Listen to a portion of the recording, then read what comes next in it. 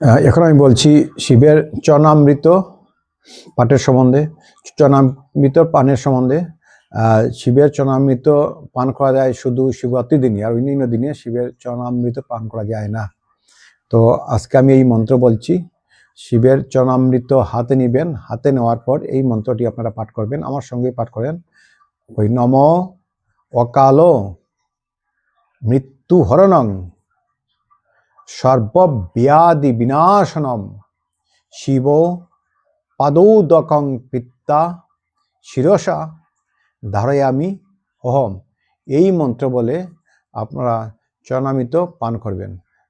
চরণামৃত পান করার পর অল্প হাতটি মাথায় লাগিয়ে দেবেন, স্পর্শ করবেন।